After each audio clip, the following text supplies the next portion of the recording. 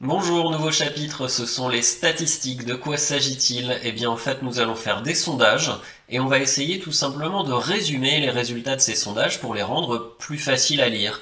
Donc il va y avoir plusieurs façons de faire ça. Soit on va faire des graphiques, des diagrammes, des dessins en fait, ou soit on va essayer de faire des calculs pour synthétiser tous les résultats de l'enquête. Et on va commencer par un petit peu de vocabulaire, parce qu'on va en avoir besoin dans la suite.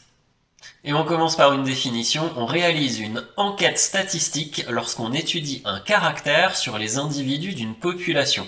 Alors voilà plein de mots nouveaux et peut-être un peu compliqués a priori. On va voir ça tout de suite sur un exemple. L'exemple le voici. On a demandé à plusieurs élèves d'une même classe quelle est votre couleur préférée, tout simplement. Voici les résultats obtenus. Ça donne pas envie. On a plein de réponses comme ça à la suite. Il y en a qui ont répondu rouge, vert, rouge, bleu, violet, etc., etc. Et bien tous ces résultats pêle-mêle, ça s'appelle une série de données. On a une série de plein de réponses à la suite et toutes ces réponses, ça s'appelle des données. Ici, on en a plusieurs dizaines de données. Et maintenant, on va voir le vocabulaire, justement. Donc, il s'agit de voir ce que c'est que le caractère, que les individus et que la population. Le caractère, c'est tout simplement ce à quoi on s'intéresse dans le sondage. Ici, le caractère, c'est donc la couleur préférée.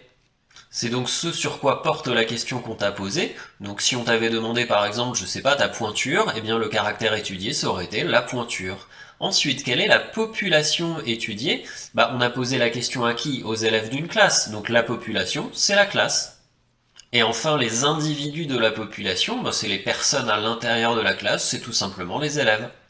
Petite remarque, les individus, en fait, c'est pas forcément des personnes. Imagine que, à la place de demander à des gens quelle est votre couleur préférée, je sais pas, si on fait par exemple une enquête sur une boîte de Smarties, on ouvre des boîtes de Smarties et on regarde les couleurs à l'intérieur. Le caractère étudié, ce sera bien toujours la couleur, mais les individus étudiés, ce sera les Smarties à l'intérieur de la boîte, en fait. Et une dernière chose pour finir, j'ai dit qu'il s'agissait d'une série de données. Ces données, il y en a 40. Il suffit de compter toutes les réponses en fait pour voir qu'il y a 40 données. Mais attention, chacune de ces données peut prendre plusieurs valeurs différentes. Quelles sont les valeurs différentes que peuvent prendre ces données? Bien par exemple, rouge, vert, bleu, jaune, rose, etc. sont les différentes valeurs possibles.